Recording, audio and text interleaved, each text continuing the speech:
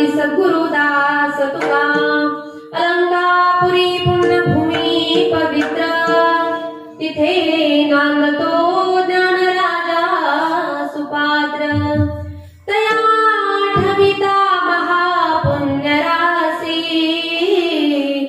नमस्कार माझा श्री सद्गुरु ज्ञानेश्वरासी जिथे ज्ञान विज्ञान संजीव होते तिथे योग विद्येस सामर्थ्य येते जिथे मानवाला मिळे मोक्षदाता तुझ्या पायरीशी सदानंद माता तुझ्या मंदिरी आर्त जीवास तृप्ती तुझ्या दर्शने लोक स्वानंद घेती श्रुती धन्य झाल्या तुझे गीत गाता तुझ्या पायरीशी सदानंद माथा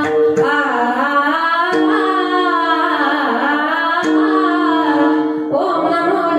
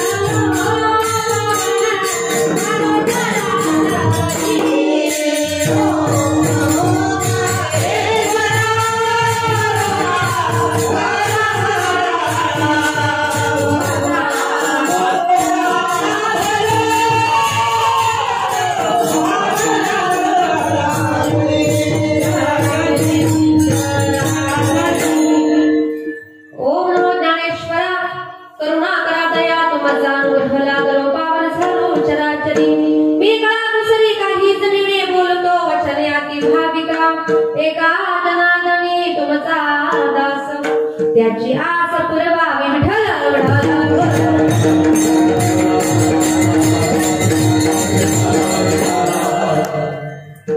अभंगाला सुरुवात करण्यापूर्वी थोडासा परिहार द्यायचा तो असा आज या ठिकाणी श्री क्षेत्र सांडभोरवाडी या गावामध्ये चालू असलेला हा अखंड नाम सप्ताह आणि आजचा हा दुसरा दिवस आणि आजच्या या दुसऱ्या दिवसाचं पुष्प गोपण्यासाठी आज माझ्याकडे आलेला आहे ज्यांनी मला आजचा कार्यक्रम दिला ते आमचे अनुभव सांडभोर असतील संपूर्ण या ठिकाणचं मित्रमंडळ असेल आणि संपूर्ण गावकऱ्यांचे मनापासून आभार मानते तसेच माझे गुरुवर्य आदरणीय हरिभक्त परायणी विठ्ठल महाराज वागचौरे यांच्या गुरुकृपेने माझे वडील कैलासवासी भावंडास महाराज गजे यांच्या पवित्र स्मृतीला मी वादन करून महाराज मंडळी वारकरी मंडळी सर्वांच्या चरणावर नतमस्तक होते लाड गेले कमी सुंदाची मजवर कृपा बहुताची आखई चुडा हाती आला अंकन मोती नाकाला बोध मुरारी शृंगारीला चवळ्यासीचा सिक्का केला तुका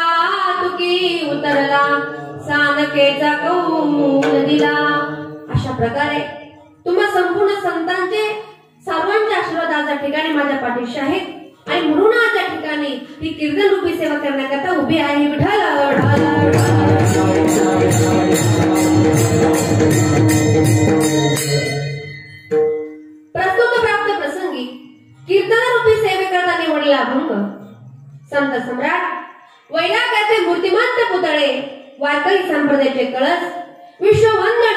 श्रीमंत तुकोबारायांचा की तुकोबाराया कोण होते. सूर्याची प्रखरता, चंद्राची शीतलता, अग्नीची दिव्यता, वेद मंत्रांची ममता आणि आईची वात्सल्यता की ज्यांच्या ठाई दया, क्षमा आणि शांती हे 3 गुण आहेत. कोण तुकोबाराया. देशमान्य संत, देवमान्य संत, जगतमान्य संत, संत मान्य संत म्हणजे तुकोबाराया. आणि तुकोबारायांचा 3 चरणांचा संतांचं महत्व सांगणारा, संतांच्या संगतीचं महत्व सांगणारा गोडाचा अभंग सेवेकरता निवडला आहे. विठ्ठल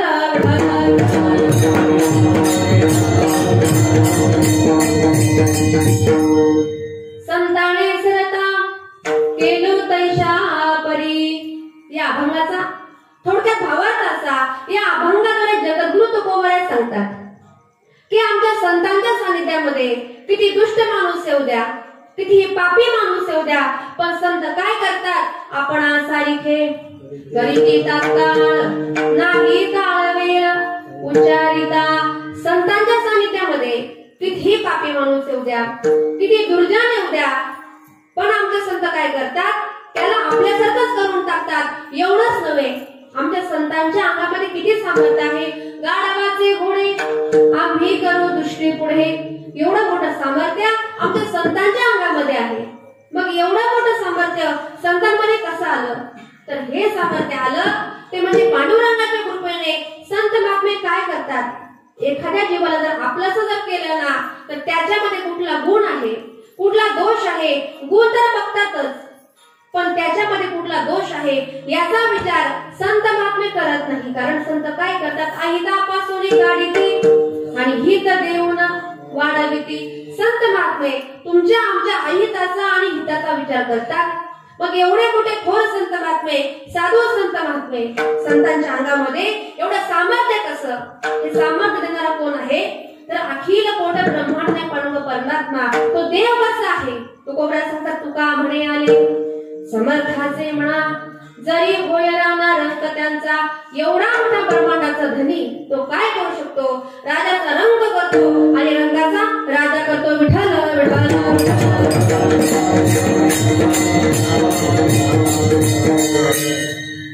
आणि म्हणून ज्या संसारामध्ये तुम्ही आम्ही जन्माला आलात, मग हा जो काही संसार तुम्ही आम्ही करता, हा संसार कसा आहे, सुखरूप आहे का दुःखरूप आहे. कसा आहे. महिला मंडळ झोपा आल्या का लगेच झोपायचं नाही बरं का कुणी. प्रश्न विचारणारे पटकन उत्तर द्यायचे. आपण जो काही संसार करतो तो संसार कसा आहे, सुखरूप आहे का दुःखरूप आहे. कसा आहे, दुःखरूप आहे. तरीही आपण तो संसार करतो.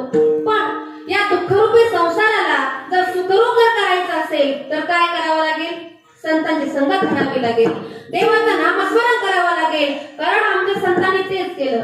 पण तुम्ही म्हणाल नेमकी संत म्हणजे काय, संत कोणाला म्हणावं, तर सन्मार्गवतीन संत तद्रूपेण विद्या विनय हृदये सैव वर्तत इति संत.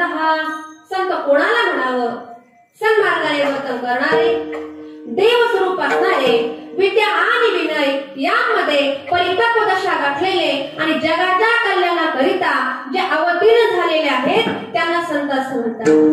मग ते संत महात्मे या ठिकाणी आले, तुमच्या आमचा उद्धार करण्यासाठी. संत महात्मे या ठिकाणी आले, पण कुठून आले, आम्ही वैकुंठवासी आलो या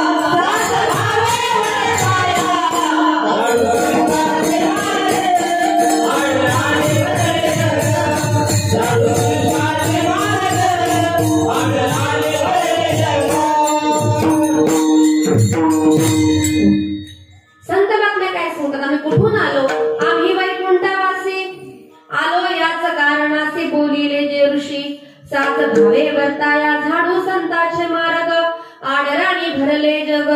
या आडराणी अशा जगाला तुम्हाला आम्हाला मार्ग दाखवण्याकरता संत महात्मे या ठिकाणी आले। मग तुमच्या आमच्या सुखाकरता संत महात्मे या ठिकाणी आले। आता या संसारामधला कुठलाही मनुष्य असू द्या, प्रत्येक मनुष्याला काय पाहिजे असतो? सुख पाहिजे असतं, बरोबर ना? कुठलाही मनुष्य असू द्या, कुठली स्त्री असू द्या, कुठलाही पुरुष असू द्या, समजा आपण एखाद्या मंदिरामध्ये जर गेलो, आपण देवासमोर हात जोडतो, देवाला काय सांगतो? हे देवा मला सुखी ठेव, बरोबर ना? असं सांगताना आपण कधी म्हणाले का की हे देवा मला दुःख दे?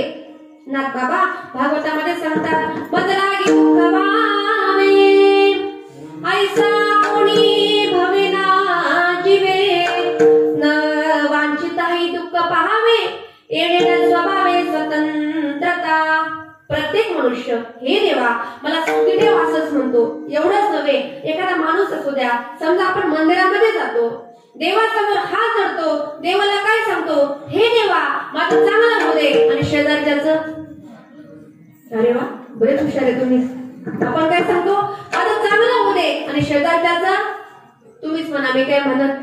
म्हणजे आपली मागणी आपल्या करता असते, आपण स्वतः करता म्हणतो। याच्या उलट संत महात्मे जगाचा कल्याण संतांच्या विभूती देहा कष्टविधी परोपकारे। पण संत महात्मे या ठिकाणी आले, संतांनी संगत कुणाची केली तर संतांनी देवाची संगत केली।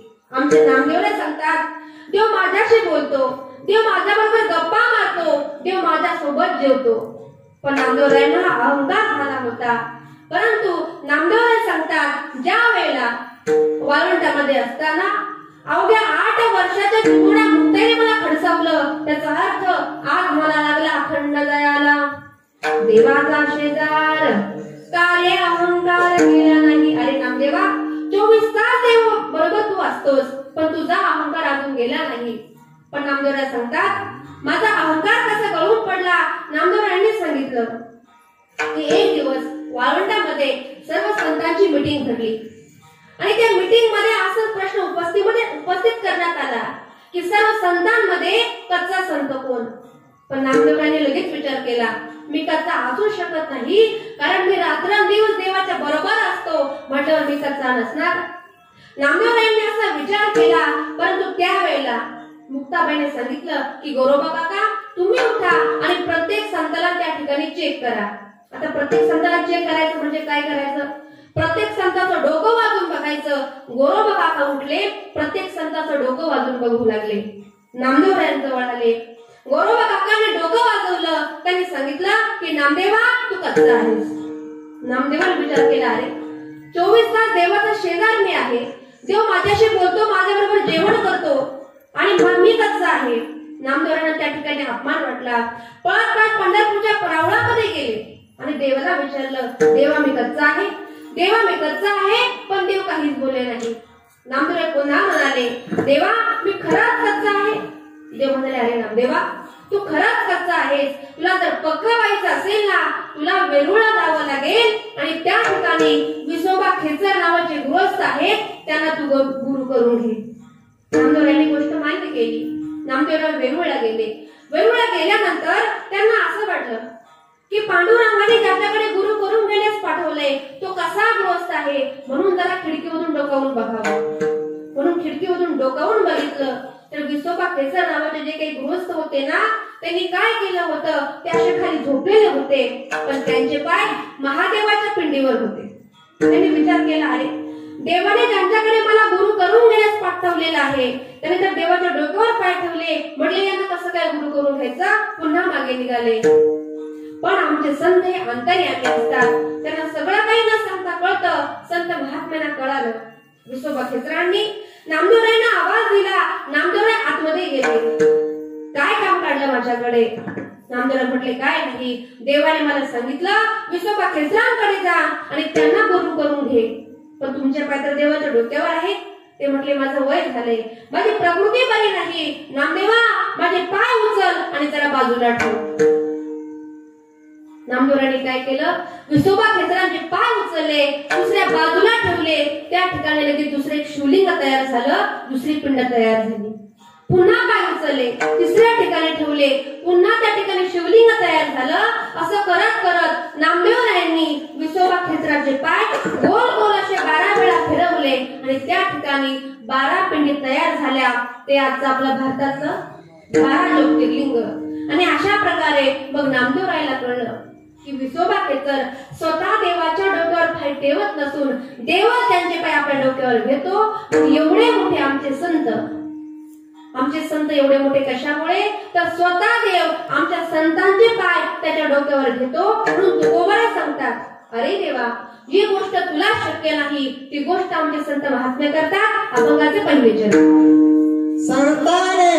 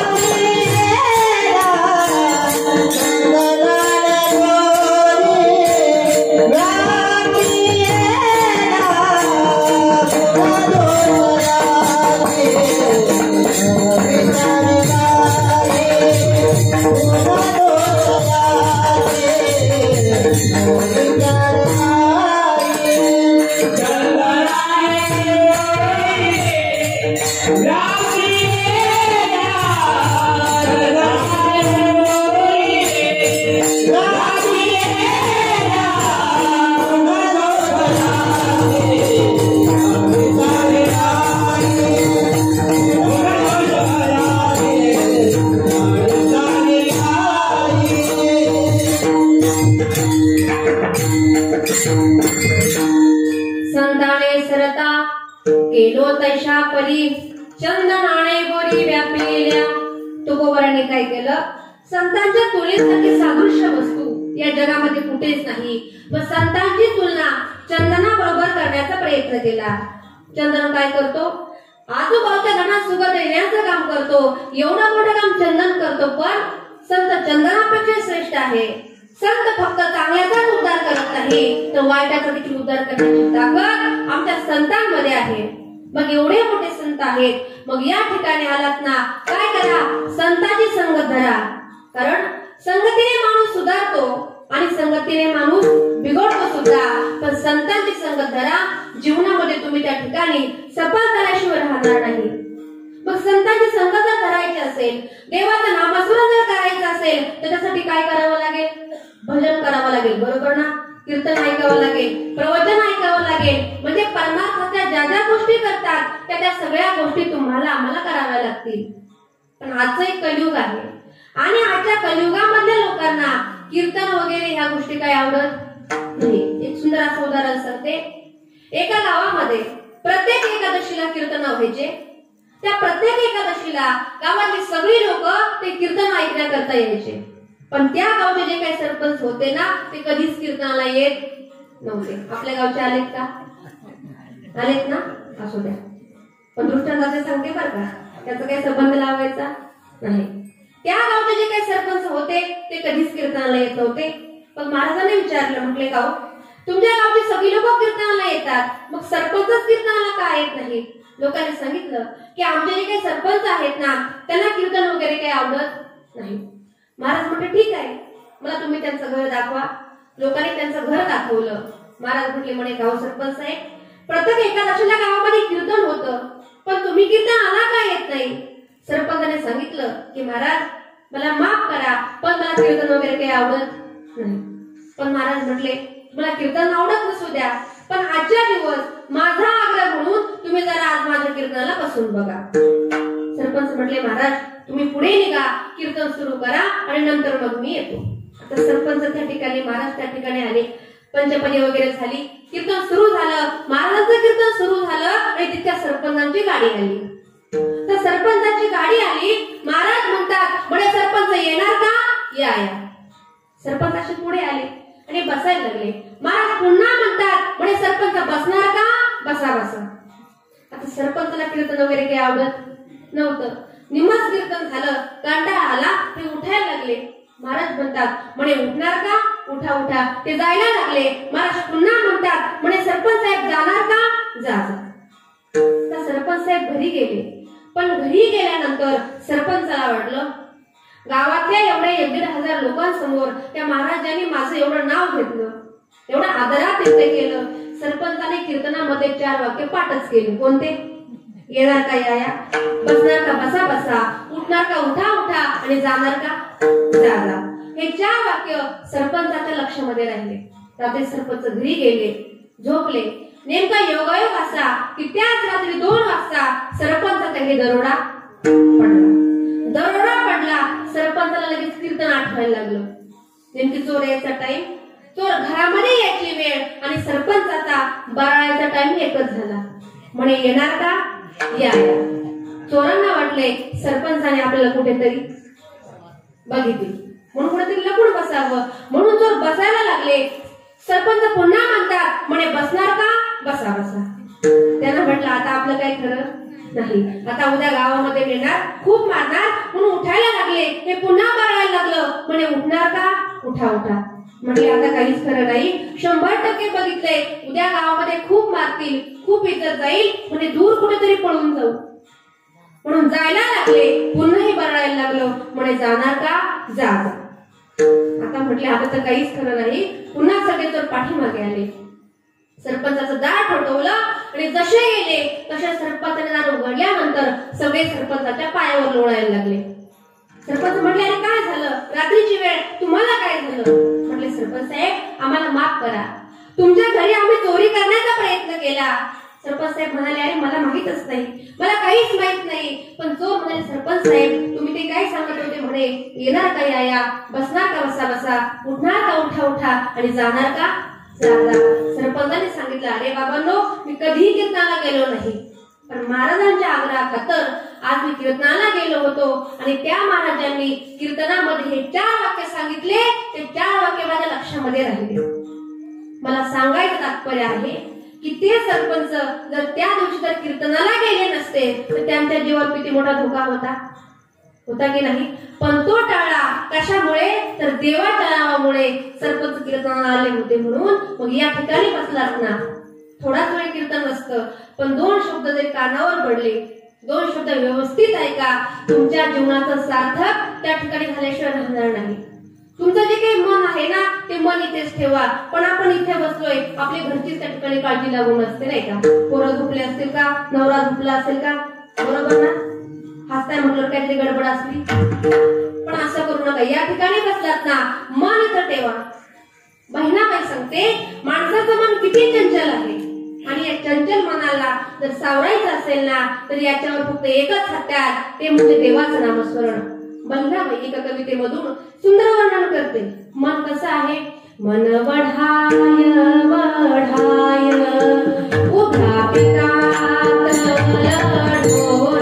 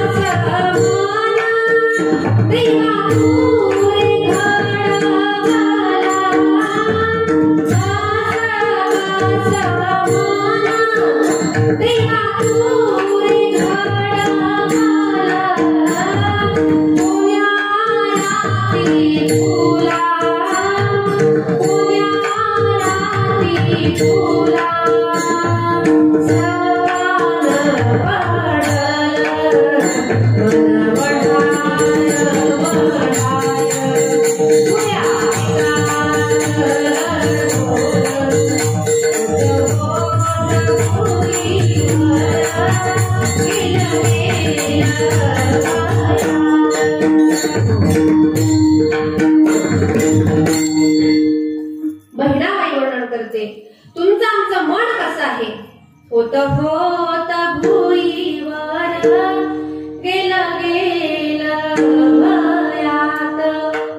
बहिणाबाई सांगते आपलं मन एका जागेवर स्थिर राहत नाही. आता जगून असतं तर आता आकाशामध्ये जाऊन येतं. सगळ्यात चंचल या जगामध्ये असेल तर ते काय आहे? मन. पुढे सांगते मनाचा हिरा हिरा त्याचा न्यारा रे कंदारा. मनाचा हिरा हिरा त्याचा न्यारा रे कंदारा. अरे बिंदू साप बरा, अरे बिंदू साप बरा त्याने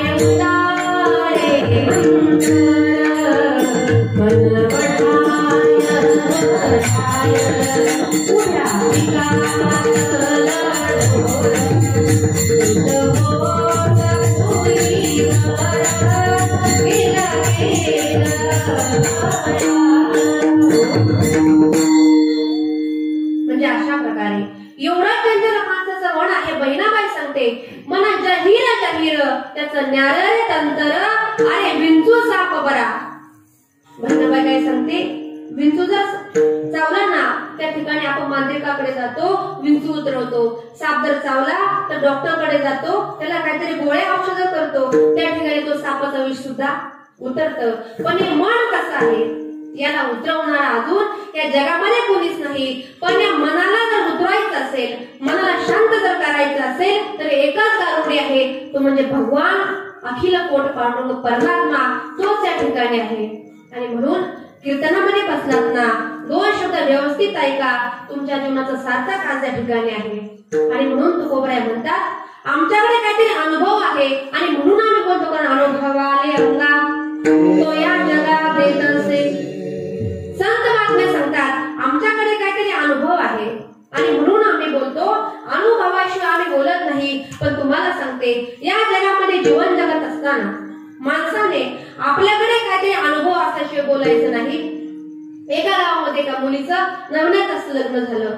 तिच्या आईला म्हटली बाळा तू उद्या सासरी जाणार, तर सासरी गेल्यानंतर त्या ठिकाणी भरपूर नाते नवीन तयार होतात नाही का? सासू सासरे दीर नणंद भाऊजाया अशा प्रकारे अनेक त्या ठिकाणी नाते तयार होतात. मुलगी म्हटली आई मग काय करायचं? आई म्हटली बाळा तू आता उद्या तुझं लग्न होणार, तू सासरी जाणार आणि सासरी गेल्यानंतर त्या ठिकाणी जर तू काही जर काम जर करायला लागलीस तर सासूबाई सांगणार हे बघ सुनबाई हे काम असं नाही करायचं, असं असं करायचं. तर तू फिरून बोलायचं नाही, उलट बोलायचं नाही. तू काय सांगायचं? हो सासूबाई अगदी बरोबर आहे, तुम्ही सांगताना तेच अगदी बरोबर आहे. आता मुलीला कुठल्याही प्रकारचा अनुभव नव्हता. मुलीने हे वाक्य पाठ केलं. आता 4-5 दिवस झाले मुलीचं लग्न झालं. मुलगी सासरी गेली.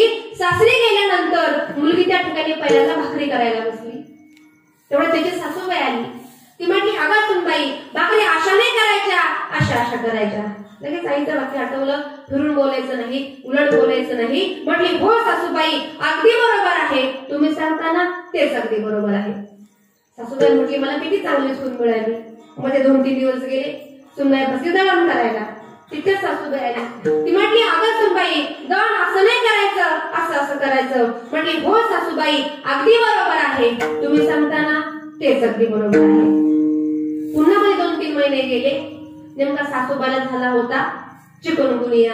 उठताही येत नव्हतं आणि बसताही येत नव्हतं. 5 सासूबाई कंटाळली. सुनबाई जवळ गेली. म्हटली अगं सुनबाई माझे हातपाय एवढे दुखतात असं वाटतं एखादी औषधाची बाटली घ्यावी, विष घ्यावं, प्यावं आणि मरून जावं. म्हटली हो सासूबाई अगदी बरोबर आहे, तुम्ही सांगताना तेच अगदी बरोबर आहे. तर मला सांगा सासूबाईनीला काही शब्दास्ती दिली असेल का? नाही. पण अनुभव नसताना माणसाने बोलायचं नाही. आपल्याकडे जर अनुभव असताना तरच बोलत चला. पण अनुभव नसताना जर आपण त्या ठिकाणी बोललो तर तुम्हाला आम्हाला दुःख भोगावं लागतं. दुसरे एक उदाहरण सांगते. एका गावामध्ये एका माणसाने शेजारी चोरी केली. आता शेजारी चोरी केली, त्याला राग आला. तो डायरेक्ट पोलीस कोर्टामध्ये गेला आणि याच्या नावाची कंप्लेंट नोंदवली. हा घाबरला. म्हटला उद्या पोलीस आपल्या घरी येणार, आपल्याला पकडून देणार. वकिलांकडे गेला. म्हटला वकील साहेब काही करा पण या केस मधून मला वाचवा. वकील म्हटले अरे सोपी गोष्ट आहे, तुला सही सलामत सोडतो, पण ज्या वेळेला तू कोर्टामध्ये जाशील ना तेव्हा फक्त नाही असं उत्तर द्यायचं. हा म्हटलं चालेल.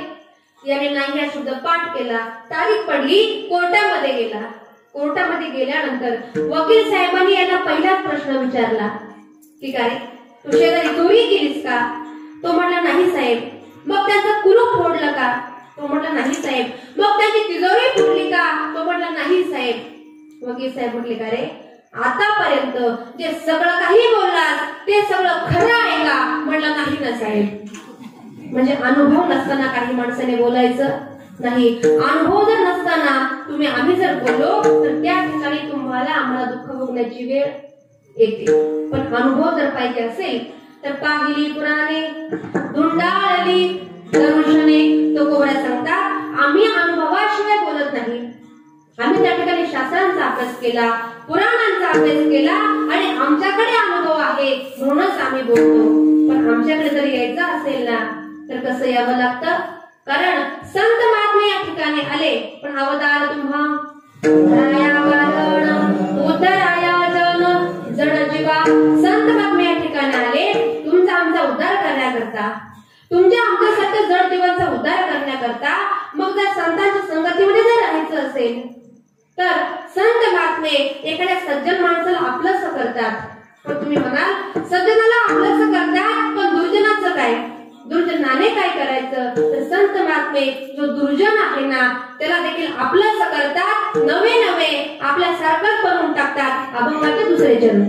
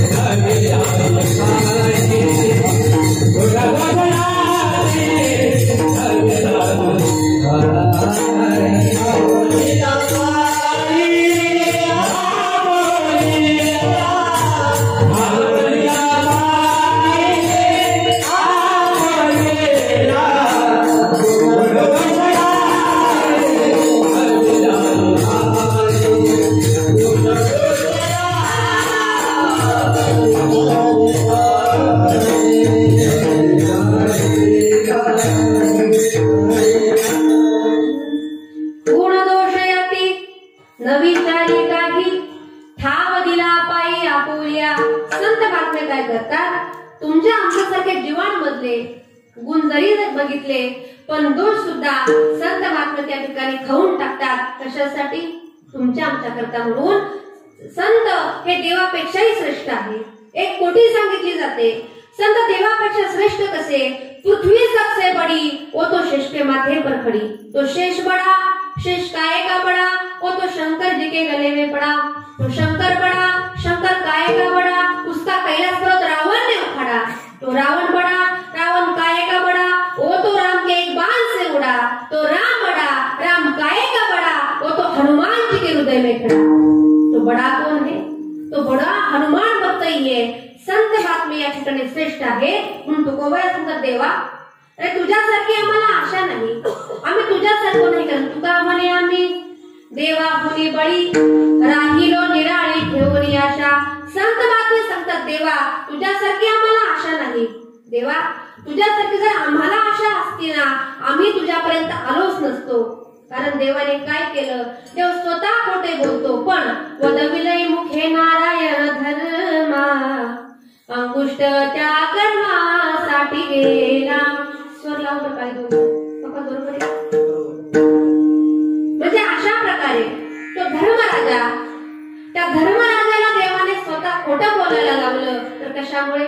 त्या धर्मराजा त्या देवामुळे धर्मराजाच्या डाव्या पायाचा अंगठा गळून पडला. म्हणून तो कोवऱ्या सांगतात देवा, अरे तू स्वतः खोटे बोलतो पण दुसऱ्याला देखील खोटं बोलायला होतो. म्हणून देवा, तुझ्यापेक्षा संत महात्मे श्रेष्ठ आहे. कारण राक्षस कुलातील भक्त शिरोमणी प्रल्हादाचा नातू न्यायानं नीतीनं राज्य करत होता. त्याची दानशूर ख्याती सर्वदूर पसरली होती. दानशूर कोण? तर बळीराजा. या संपूर्ण जगामध्ये दानशूर कोण असा प्रश्न विचारला की पहिलं नाव येतं ते म्हणजे बळीराजाचं. पण स्वर्गातल्या इंद्राला त्या बळीराजाचा वैभव काही पाहावे ना, म्हणून बळीराजाने भगवंताला सांगितलं की भगवंता, तुम्ही आताच्या आत्ता बळीराजाकडे जा आणि बळीराजाची जाऊन परीक्षा घ्या.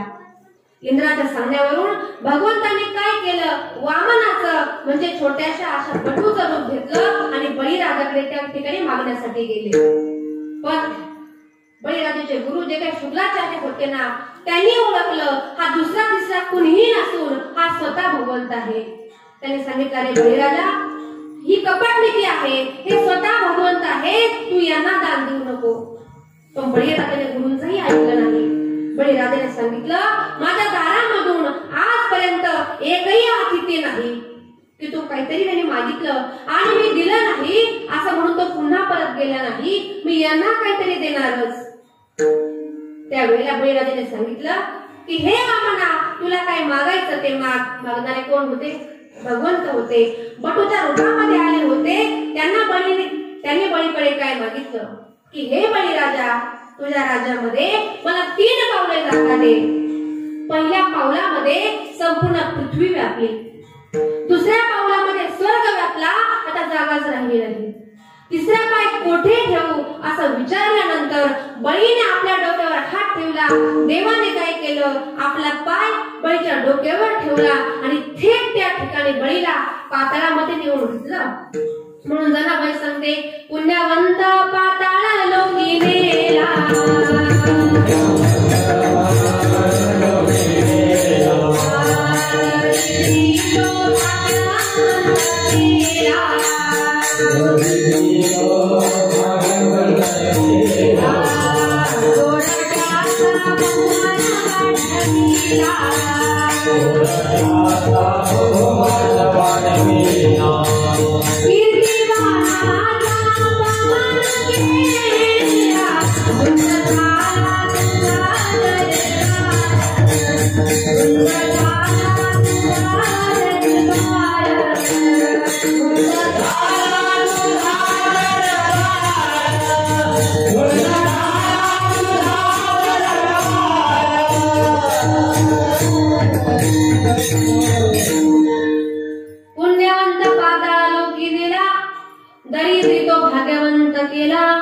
चोरट्याचा बहुमान वाढविला, कीर्तिमानाचा अपमान केला. म्हणून जनाबाई सांगते, धुंद झाला तुझा दरबार. मग एवढा मोठा देव, त्या देवाला जनाबाई सांगते, देवा, अरे तू किती खोटारडा आहेस. जो पुण्यवान होता ना, त्याला तू पाताळामध्ये नेलं. त्या बळीला त्या देवाने पाताळामध्ये घातल्यानंतर देवाने बळीला प्रश्न विचारला, बळी, माझ्याकडून फार मोठी चूक झाली, तुला काय मागायचं ते माग. बळी म्हटला, देवा, अरे तू मला फसवलंस, तू माझ्याकडे मागितलं, मी तुला दिलं, पण जोपर्यंत चंद्र सूर्य आहे तोपर्यंत कुणी जर विचारलं ना, दानशूर राजा कोण, तर बळीराजा माझंच नाव त्या ठिकाणी घेण्यात येईल.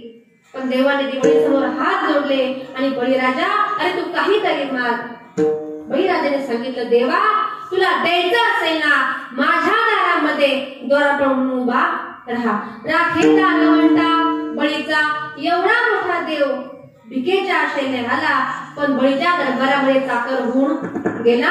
तो कोबऱ्यात आशेने बांधले, तुका म्हणे वाया गेले. अरे देवा, तुझ्यासारखा एवढा मोठा सामर्थ्यवान, पण तू सुद्धा त्या ठिकाणी बळी समोर हारला.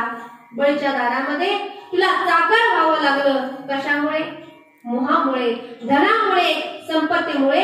त्या धनाचा आणि संपत्तीचा आम्हाला मोह नाही. तुकोबऱ्या सांगतात, ज्या वेळेला हिंदवी स्वराज्याचे संस्थापक छत्रपती शिवाजी महाराज त्यांनी ज्या वेळेला आम्हाला नजराणा पाठवला होता, त्या नजराण्यामध्ये सोने, नाणे, पातू, सुवर्ण मोरा, रेशमाचे भरजरी कपडे, सगळ्या काही वस्तू होत्या. पण तो नजराणा आमच्या तुकोबराने स्वीकारला नाही. तुकोबराने काय सांगितलं? सोने नाणे आम्हा मृत्युके समान. आम्हाला हे काहीच नको. सोना नाणं म्हणजे आम्हाला मातीसारखं आहे, आम्हाला काहीच नको. तुकोबरा सांगतात शिवाजी राजांचा तो नजराणा जर मी स्वीकारला असताना रात्रंदिवस आम्हाला आमच्या घराची त्या ठिकाणी राखण करावं लागलं असतं, कारण आमचं घर कसं आहे. स्वतः तुकोबरा सांगतात आम्ही सदैव सुडके, आम्ही सदैव सुडके, जवळ येता सोर धाके, जवळ येता सोर धाके, जाऊ पुढती भिके, जाऊ पुढती भिके, कुत्रे घर राखीती, कुत्रे घर राखीती, नांदणूक ऐसी सांगा, नांदणूक ऐसी सांगा. तुकोबरा सांगतात आमच्या घराचं राखण करण्याची गरज आम्हाला नाही, आमचं घर कसं आहे. तुकोबरा सांगतात घरात चंद्रमोळी, केळीवर नारळी आणि चुलीवर हरळी. तुकोबरा सांगतात आमचं घर कसं आहे. आमच्या घराला काही छप्पर नाही. पाऊस जर आला तो डायरेक्ट कुठे पडतो? चुलीवर पडतो. आणि पाऊस चुलीवर पडल्यामुळे आमच्या घरामधल्या चुलीवर काय उगवते? हरळ उगवते. एवढंच नाही, तुकोबरांच्या घरामध्ये एक केळी होती आणि त्या केळीवर पाणी पिण्यासाठी काय होती? एक नारळाची करवंटी. म्हणजे तुकोबरा सांगतात असा आमचा संसार या ठिकाणी आहे, पण देवा तुझ्यासारखं जर भिकेच्या आशेने आम्ही जर बळीकडे जर गेलो असतो, तुझ्यासारखं आम्ही जर मागितलं असतं तर आज या ठिकाणी तू आम्हाला मिळाला नसता. पण तू का मिळालास? या संसारामधल्या कुठल्याही गोष्टींचा आम्हाला मोह नाही. म्हणून काय करा, संगत करायची असेल ना संतांचीच करा. संत संग धरा तुम्ही, संत संग धरा तुम्ही, हरी भजन करा, संत संग धरा तुम्ही, संत संग धरा तुम्ही,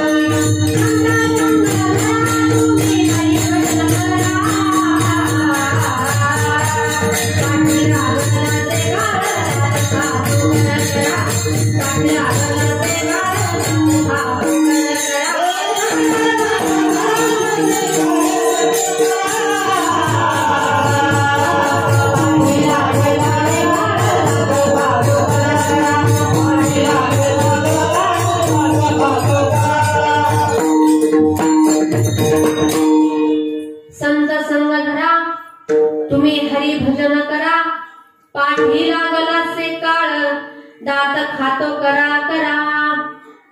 काय करा, संतांची संगत धरा, कारण तो काळ कधी येईल, कधी तुम्हाला आम्हाला घेऊन जाईल याचा काही नियम नाही. तुम्ही सांगाल आम्ही आता दोघांनी एकत्र कीर्तन ऐकलं, पण पुढे जाऊन काय झालंय काही समजलं नाही.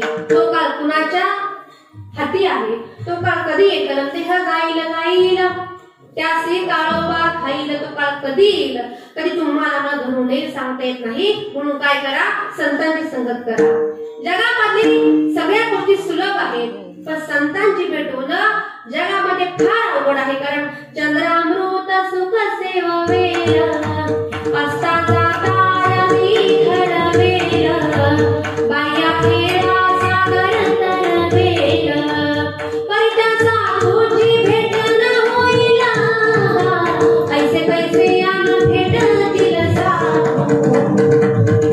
मला सांगतात संतांची भेट होणं फार अवघड आहे, की ज्याप्रमाणे चंद्र अमृत सुख सेवेला चंद्राचा अमृत सहज प्राप्त करता येईल, मावळ तिकडे चाललेल्या सूर्याला पकडून धरता येतील, सातही समुद्र स्वतःच्या बाहुबळावर पार करता येतील, पण संतांची भेट होणं फार अवघड आहे. बहु अवघड असे संत भेटी तरी जगत जेठी, करुणा केली त्या जगामध्ये अवघड आहे ते म्हणजे संत भेट, आणि अवघड आहे ते संतांना ओळखणं. मग संत कसे ओळखायचे, संत कोणाला म्हणावं, संत ओळखण्याचं साधन काय?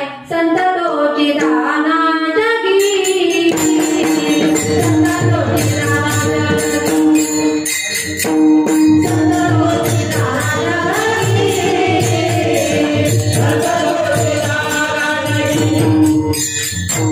संत तोची दाना जगी,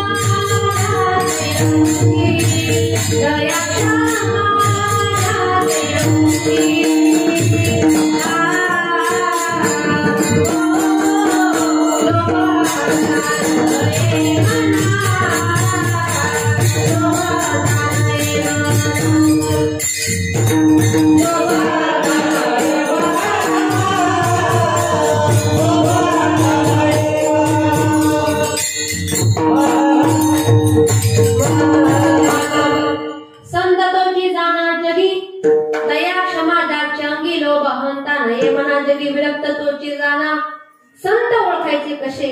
ज्यांच्या अंगी दया क्षमा शक्ती हे 3 गुण आहेत त्यांना संत असं म्हणतात.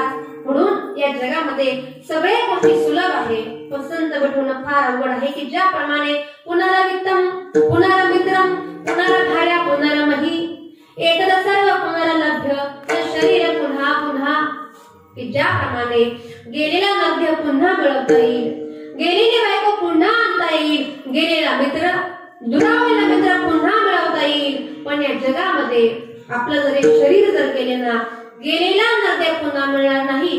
पावला हा देह कालताली न्याय न घडता उपाव, घडवाला हा देह पुन्हा मिळणार नाही. त्या देहापेक्षाही जास्त अवघड गोष्ट आहे ती म्हणजे कुठली?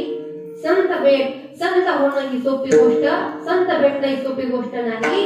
मग संत जर भेटवायची असेल, संतांची जर संगत करायची असेल तर काय करावं लागेल?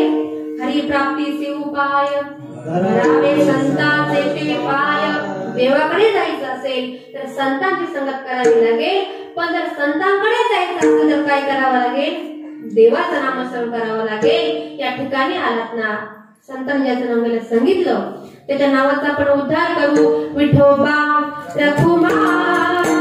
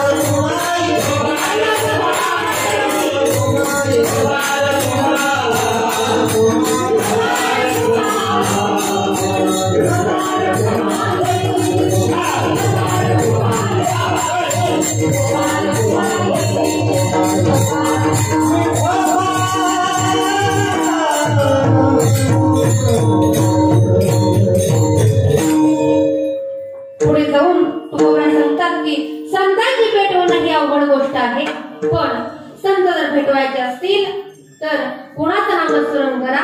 अखिल कोट ब्रह्मांड नाही पांडुरंग परमात्मा त्या ठिकाणी तुम्ही आम्ही नामस्मरण केलं पाहिजे. कारण तो परमात्मा काय करतो, राजाचा रंग करतो आणि भिकारी सुद्धा मला त्या ठिकाणी राजा करतो. एवढं मोठं सामर्थ्य आमच्या देवाकडे आहे.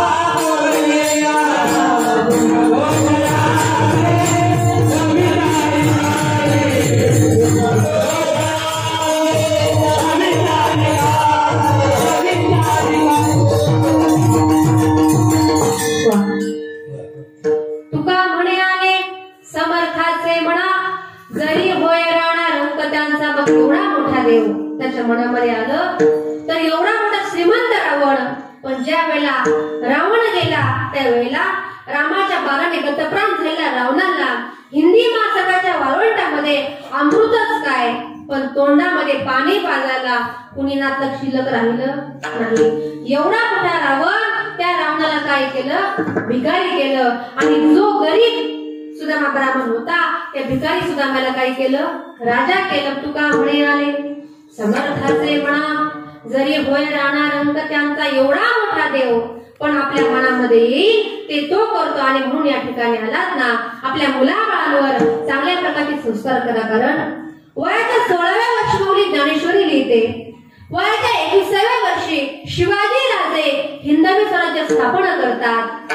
ज्या वेळेला शिवाजी राजांना हिंदवी स्वराज्य स्थापना करायचं त्यावेळेला शिवाजी राजांच्या मावळ्यांनी शिवाजी राजांकरता 32 मन सोन्याचं सिंहासन त्या ठिकाणी बनवलं होतं. राजे त्या ठिकाणी सिंहासनावर बसणार. रायगडावर त्या ठिकाणी मोठा भव्य सोहळा उपस्थित करण्यामध्ये आला. अनेक राजे महाराजे रती महारथी त्या ठिकाणी त्या राज्याभिषेक सोहळ्यासाठी त्या ठिकाणी आले. शिवाजी महाराज त्या ठिकाणी त्या सिंहासनावर बसणार. सिंहासनाची पहिली पायरी चढू लागले. राजाने पहिल्या पायरीवर पाय ठेवला आणि आठवला तो शिवाकाशीर. कोण होता तो शिवाकाशीर? लाख मेले तरी चालतील पण लाखांचा पोशिंदा माझा शिवाजी राजा झाला पाहिजे. हा होता शिवाजी राजांचा मावळा. शिवाजी राजांना पहिल्या पायरीवर पाय ठेवला, शिवाकाशीत आठवला. शिवाजी राजांच्या डोळ्यामध्ये अश्रू आले. पुन्हा दुसऱ्या पायरीवर पाय ठेवला आणि आठवला तो तानाजी मालुसरे. कोण होता तानाजी मालुसरे? आधी लगीन कोंडाण्याचं आणि मग माझ्या रायबाचं. शिवाजी राजे ढंढसा रडायला लागले. पुन्हा तिसऱ्या पायरीवर पाय ठेवला, आठवला तो बाजी प्रभू देशपांडे. कोण होता बाजी प्रभू देशपांडे? जोपर्यंत माझे कान 5 तोफांची सलामी ऐकत नाही तोपर्यंत हा बाजी प्रभू देह ठेवणार नाही. शिवाजी राजांना तिघांची आठवण झाली. शिवाजी राजा ढंढसा रडू लागले. शिवाजी राजांच्या डोळ्यामध्ये पाणी आलं.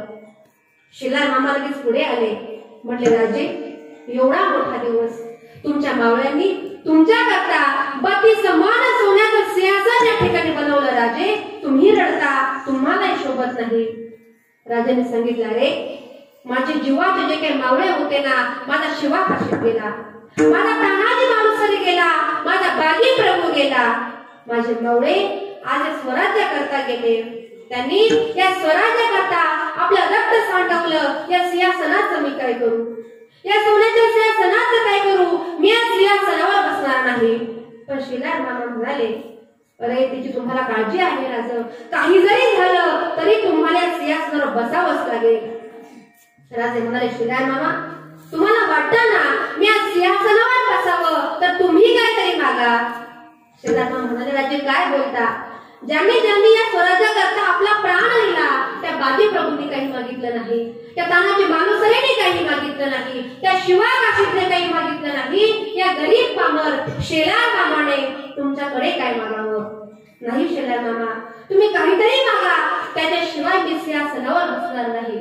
राजा ऐकतच नाही. शेलार मामा पुढे गेले. ज्या ठिकाणी शिवाजी राजांचं सिंहासन होतं त्या शिवाजी राजांच्या सिंहासनावर गेले. काहीतरी मागायचं, थोडासा विचार केला. शिवाजी राजे ज्या सिंहासनावर बसणार होते ना, ती चादर आपल्या हातामध्ये घेतली. ती चादर आपल्या कपाळाला लावली आणि सांगितलं, राजे जर द्यायचं असेल ना तर एकच द्या, या सिंहासनावरची चादर बदलण्याचं काम या शेलार मामाला द्या. त्याच्याऐवजी तुमच्या आमच्यासारखे मावळे जर आज या ठिकाणी असते तर तुम्ही आम्ही काय मागितलं असतं. पण असे होते त्या काळचे मावळे. शिवाजी राजांचा राज्याभिषेक सोहळा संपूर्ण पार पडला. शिवाजी राजे आपल्या महालामध्ये गेले, ढंढसा रडू लागले. जिजाऊ साहेब त्या ठिकाणी होत्या. ते म्हटले, राजे आज एवढा मोठा राज्याभिषेक सोहळा तुमच्या मावळ्याने तुमच्या करता 32 मन सोन्याचं सिंहासन या ठिकाणी बनवलं. राजे तुमच्या डोळ्यामध्ये पाणी शोभत नाही, तुम्ही कशा करता रडता? राजेने आपली तलवार बाजूला ठेवली. जिजामातेने शिवाजी राजांचा मुकुट आपल्या हाताने काढला आणि बाजूला ठेवला. राजे तुम्ही रडताय, नक्कीच काहीतरी मोठं कारण असायला पाहिजे. शिवाजी राजाने सांगितलं, माज जाऊ साहेब, आम्ही रडतो. आज आमच्या डोळ्यामध्ये पाणी आहे, कारण हा राज्याभिषेक सोहळा बघण्यासाठी आणि हे पती समान सोन्याचं सिंहासन बघण्यासाठी तुमच्या कपाळावरचा कुंकू माझे वडील शहाजीराजे जर आज या ठिकाणी असते ना तर मला खूप आनंद झाला असता. त्यांची आठवण आली आणि म्हणून मी रडतोय.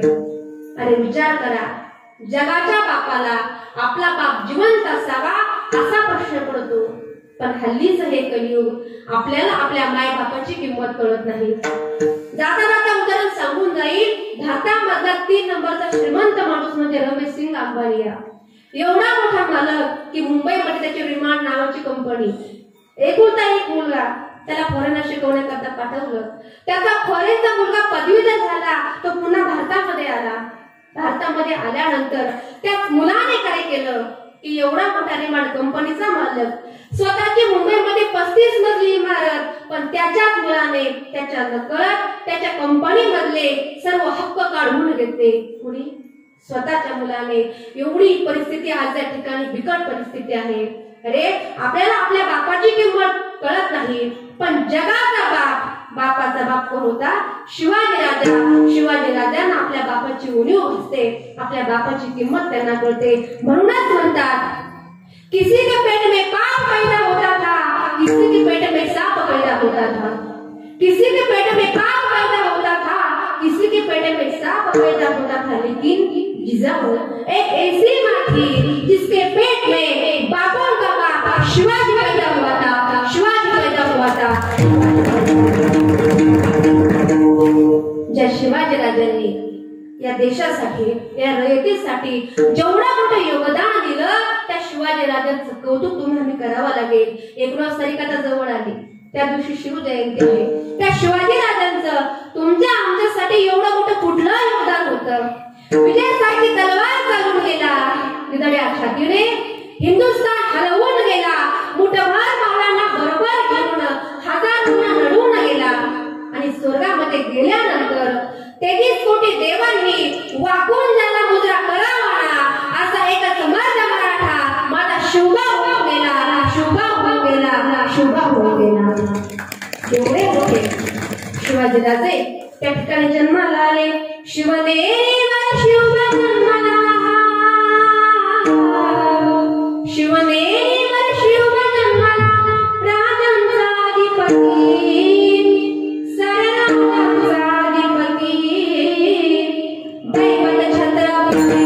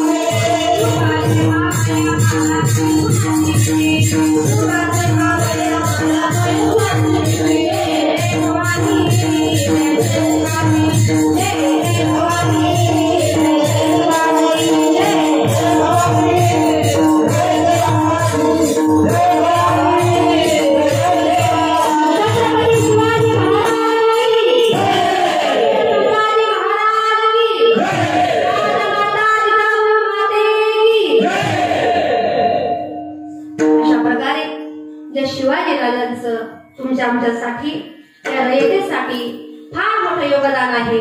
अशा शिवाजीराजांची जयंती आज जवळ आली, पण त्यांची जयंती साजरी करताना त्या ठिकाणी वेगवेगळे प्रकारचे कार्यक्रम साजरे न करता कीर्तन भजन त्या ठिकाणी साजरे करा, तरच त्या शिवाजीरायांना या ठिकाणी सुख वाटेल, समाधान वाटेल.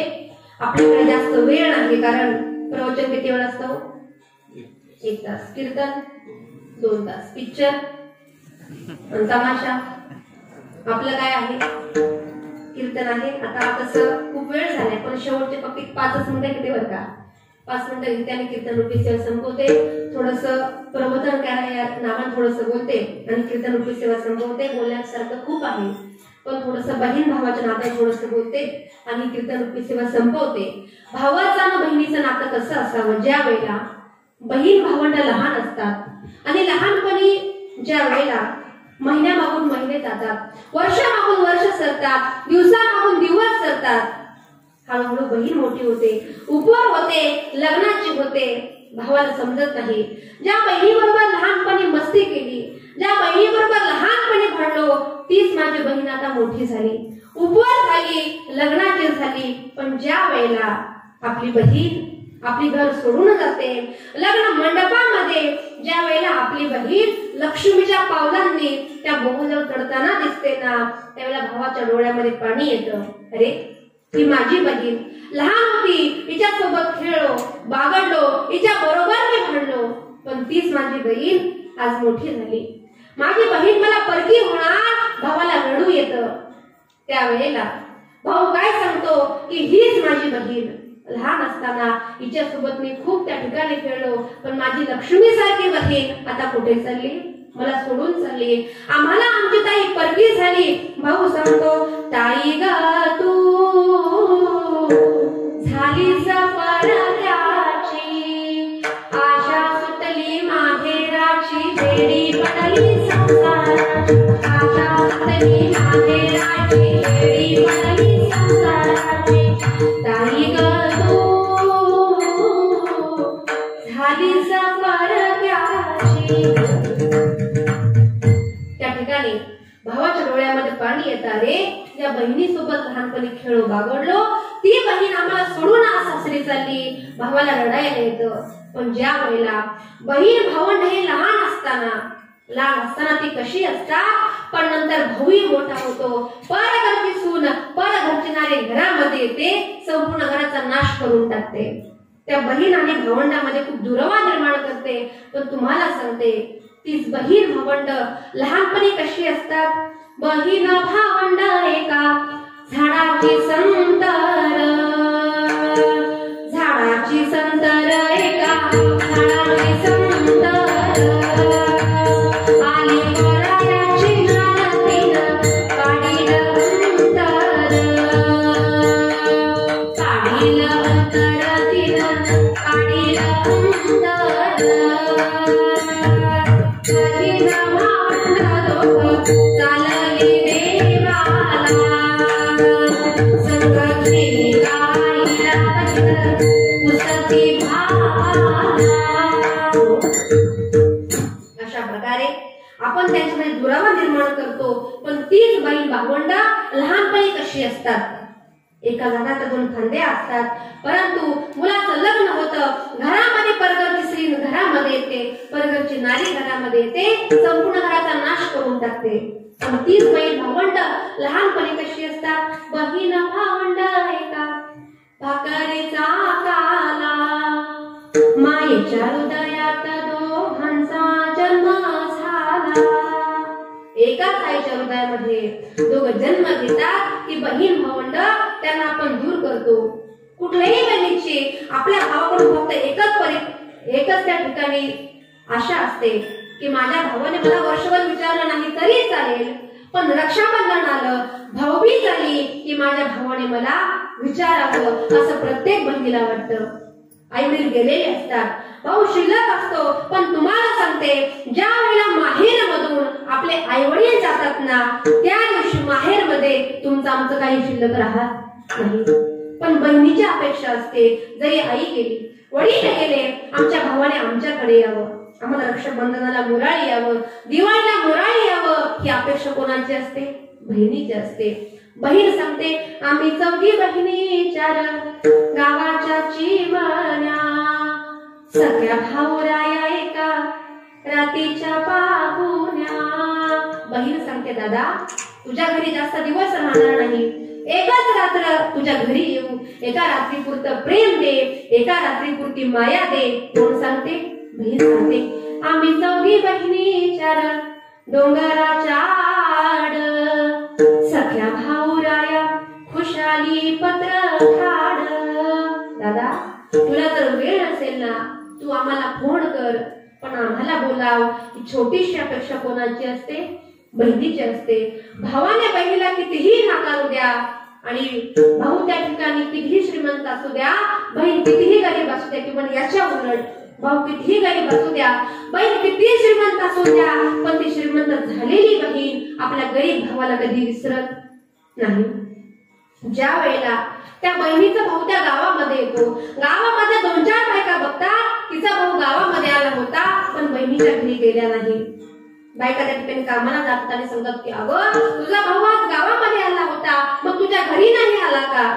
ती विचार करते अरे माझा भाऊ आज गावामध्ये आला पण माझ्या घरी आला नाही, मी माझ्या भावाला काही बोलले का? हा विचार ती त्या ठिकाणी करते। गावावरून गेले बंधू गाव कुसाची पायरी, घरी आला नाही भाऊ माझी आसुशी राहिली। बहीण सांगते भाऊ माझ्या गावामध्ये आला, मी त्याला काही बोलले का? तू माझ्या घरी आला नाही। तरीही बहीण भावावर रागवत नाही। ज्या वेळेला कुठलीही बहीण असू द्या 15 बायकांमध्ये ती बहीण बसलेली असते। आपल्या माहेरी किती गरिबी असू द्या पण ती दाखवते का? नाही। आपल्या भावाची कितीही गरीब असू द्या, गरिबी असू द्या, कुठलीही बहीण दाखवत नाही। उलट ती बहीण 10-15 बायकांमध्ये बसलेली असते आणि काय सांगते? आग आया नो बाया नो काय पाहता खेड्याला सोन्याचं कुलूप माझ्या भावाच्या वाड्याला। मला सांगा सोन्याचं कुलूप कधी असतं का? नाही। पण इतकं प्रेम करते बहीण आपल्या भावावर आणि म्हणून बहीण आणि भावाचं नातं हे फार पवित्र नातं आहे आणि म्हणून अशी नाते सांभाळत चला। आयुष्यामध्ये तुम्हाला कुठली गोष्ट कमी पडणार नाही।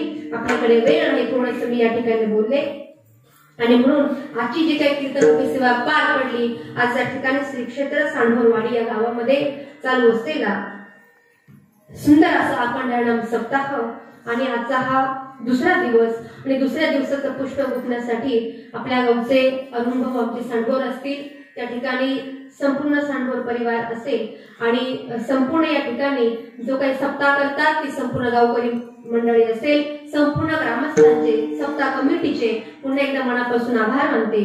या कार्यक्रमाकरता महत्वाची साथ लाभली आहे ती म्हणजे मृदुंग वादक। या ठिकाणी संपूर्णच आनंदीकर आहेत ना, या ठिकाणी खरंच जे मृदुंगावर या ठिकाणी बसले आहेत, खरंच खूप गोड अशी साथ त्यांनी दिली, अप्रतिम अशी त्यांची या ठिकाणी साथ मला मिळाली, त्याबद्दल महाराजांचे आभार। म्हणतात ना मूर्ती लहानपण कीर्ती महान। बघा ते खरंच लहान लहान मुलं आहेत पण सगळे आज या ठिकाणी आहेत आणि माऊलींच्या कृपेने एवढी छान या ठिकाणी शिक्षण घेतात। सुंदर असा मृदुंग वाजवला महाराज, तुमचे मनापासून आभार मानते। कार्यक्रमाकरता महत्वाचे असते ती म्हणजे या ठिकाणी गायकवृंद म्हणजे मंडळ, या ठिकाणी मला वाटतं 2-3 महाराज या ठिकाणी आहेत, तुमचे नाव मला माहिती आहे त्याबद्दल दिलगिरी व्यक्त करते, पण खूप सुंदर अशी सर्वांनी साथ दिली, सर्वांचे मनापासून आभार। या ठिकाणी लहान लहान बघा छोटीशी मुलं आहेत, मुलं त्या ठिकाणी उभी आहेत। तरणा भाग्यवंत नटे हरी कीर्तनात, नटे हरी कीर्तनात, नटे हरी कीर्तनात। तरुण मुलगा किंवा मुलगी ज्या वेळेला या ठिकाणी उभी असते, नवल कुणाला वाटतं? पांडुरंग परमात्म्याला। खरंच बघा छोटी छोटी मुलं आहेत आपल्या गावामध्ये, जवळपास ते आज 9 दिवस त्या ठिकाणी आलेली आहेत आणि अशी मुलं या ठिकाणी सुंदर प्रकारे साथ दिली, त्या सर्वांचे आभार मानते। या ठिकाणी आमचे महाराज असतील, इकडे उभी असलेली पूनम ती आमच्या संस्थेमध्ये होती आणि ती देखील आज या ठिकाणी कार्यक्रम करता आहे, तिचे देखील आभार। इकडे आमचे विनकरी बाबा 2 तास त्यांनी साथ दिली, बाबांचे मनापासून आभार मानते। तुम्ही या ठिकाणी जमलेले श्रोते मंडळी, खरंच भाऊ बोलली होते आल्या कोरोनाचं वातावरण आहे पण लोक जमतात की नाही, पण तसं काही तुम्ही भासून दिलं नाही। खरंच तुम्ही भरपूर मोठ्या प्रमाणावर आज या ठिकाणी जमलेला आहात। माझ्या महिला माता भगिनी असतील, पुरुष वर्ग असेल, सर्वांच्या ठिकाणी मनापासून मी या ठिकाणी आभार मानते। या कार्यक्रमाकरता माझ्या बरोबर आलेले माझे मिस्टर नितेश महाराज कातोरे, मला दिले संगमनेरला, पण ते राहिला आहेत आळंदीला। जवळपास 17 वर्षापासून ते आळंदीमध्येच त्या ठिकाणी राहतात। ते देखील शिक्षण संस्थेमध्ये होते, परंतु ते सध्या आता सीए आहेत आणि त्यांचं लक्ष थोडंसं तिकडे शिक्षणाकडे वळाल्यामुळे थोडंसं इकडे लक्ष थोडंसं कमी झालं आणि मग त्याच्यामुळे आमचे महाराज देखील आज या ठिकाणी आले। त्याच्याबद्दल आमच्या महाराजांचे देखील मनापासून मी आभार मानते। तसेच आमच्याबरोबर आलेले आमच्या महाराजांचे मित्र असतील, आमचे भाऊ देखील आज या ठिकाणी आले, त्यांचे मनापासून आभार। आमच्या शेटेताई देखील आज या ठिकाणी आल्या, त्यांचे देखील मी आभार मानते। सर्वांचे आभार। आणि ज्यांनी आमचा आवाज तुमच्यापर्यंत पोहोचवला, खरंच सुंदर अशी सिस्टीम आहे भाऊ, तुमचे देखील मनापासून आभार मानते। गोड सिस्टीम आहे, तुमचे देखील आभार। थोडक्यात माझा परिचय सांगते एकदा, तुम्हाला सर्वांना माहितच आहे पण तरी सांगते। आम्ही तिघी जणी बहिणी, तिघी कीर्तनकार। मागच्या वर्षी मला वाटतं तिघींचे, त्याच्या मागच्या वर्षी महिला सप्ताह होता तेव्हा तिघीचे कीर्तन झाले होते। मोठी बहीण अनिताताई जाधव, दुसरी वनिताताई पाटील, तिचं कीर्तन आहे मला वाटतं कालच्या दिवशी, आणि मी तिसरी सुनीता कातोरे। अशा प्रकारे आमचं हे संपूर्ण कुटुंब आणि संपूर्ण आम्ही बहिणी या ठिकाणी कीर्तनकार आहोत। आणि या ठिकाणी वारकरी संप्रदायाची पताका हातामध्ये घेऊन महाराष्ट्रामध्ये या ठिकाणी आम्ही वारकरी संप्रदायाचं या ठिकाणी काम करण्याचा प्रयत्न या ठिकाणी करत आहोत। त्याच्याबद्दल तुम्ही आम्हाला या ठिकाणी प्रत्येक वर्षी बोलवता आणि या ठिकाणी सेवा करण्याची संधी देता, तुम्हा सर्वांचे मनापासून आभार मानते। जर कुणाचं जर नाव राहिलं असेल तर त्याच्याबद्दल दिलगिरी व्यक्त करते। एकदा आपण संतांनी ज्याचं नाव घ्यायला सांगितलं, पुन्हा एकदा उद्धार करू। सगळ्यांनी एकदा भजन करायचे, दोन्ही हात आपले वर करायचे सर्वांनी। Thank you.